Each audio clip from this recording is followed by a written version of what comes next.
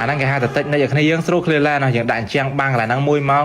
មាននានរបស់យើងកាំងស្កប់នៅហ្នឹងតែ3លែនពេលដែលយើងធ្វើអញ្ចឹងទៅគ្នាយើងទាំង3លែនហ្នឹងគឺស្រួលឃ្លានដោយសារតែមាននានរបស់យើងដើរយឺតហើយគេដើរមកលឿនមុនយើងហើយភាគច្រើនឲ្យតែឃើញ hero EP កាំងគេយ៉ាងធំគឺខ្ញុំដឹងតែជួយឯងដោយ Brother ភោវាកន្លែងនេះអញ្ចឹងគាត់ភ័យអស់ flick មកខ្ញុំដាក់ជាងបាំងទេនេះហើយបងសអនកន្លែងហ្នឹងមកមានណា flick ប៉ាំងបាន first blood ទៀតហើយបើនិយាយពីរឿងចូលទៅថលវិញគឺអែហ្មង hero នេះមានលបាំងបាំងហើយមានទៅខ្វៅក៏ចេញបានទៀតហើយ Brother Soyu នេះមានណាខ្ញុំដឹងអនាគតទុកមុនតគាត់ចង់រត់ដាក់លបាំងកន្លែងនេះមួយមកបាទឆ្អឹងញនីខ្ទេចកលិង spray បានហើយ Brother ភោវានឹងហក់ខ្ញុំដល់កក៏មិនតែខ្ញុំគៀសចេញក្រនតែគៀសគាត់ប៉ាញ់ហ្នឹងគាត់មកវាយបងសអនខ្ញុំវិញតែអីទេកន្លែងហ្នឹងដោយសារតែខ្ញុំមកជួយតនហ្នឹងកន្លែងហ្នឹងបងសអនចង់ជើងជាប់ទៀតខ្ញុំគៀសមួយទៀតបាទឆ្អឹងញនីខ្ទេចជឿខ្ញុំទៅអ្នកនេះលេង hero ក្រោកហ្នឹងគឺស្រួលលេងខ្លាំងមាន ultimate បុកប៉ាំងដាក់បាច់គៀសមានជាងដាក់ទៀតនិយាយទៅអែមអ្នកនេះខ្ញុំថាអែមអ្នកនេះជឿខ្ញុំវីដេអូដែលខ្ញុំកំពុងធ្វើឲ្យអ្នកគ្នាមើលហ្នឹងគឺខ្ញុំធ្វើនៅលើ app CapCut ហើយសម្រាប់គ្នាយើងណាដែលមាន CapCut Pro ហើយចង់បាន CapCut Pro ដែលមានតម្លៃសមរម្យឲ្យអ្នកគ្នាអាចតាក់ទងទៅកាន់ Brother Studio បានដោយសារតែខាង Brother Studio ហ្នឹងគឺគាត់មិនមែនមានតែ app CapCut ហ្នឹងទេមានជាមួយនឹង Align Motion Premium មានទាំង app ចុះ Gemini មានទាំង Netflix ទៅមានមកសពយកមកទិញខ្លួនឯងនៅក្នុង website របស់គាត់ក៏បានដែរអ្នកនេះ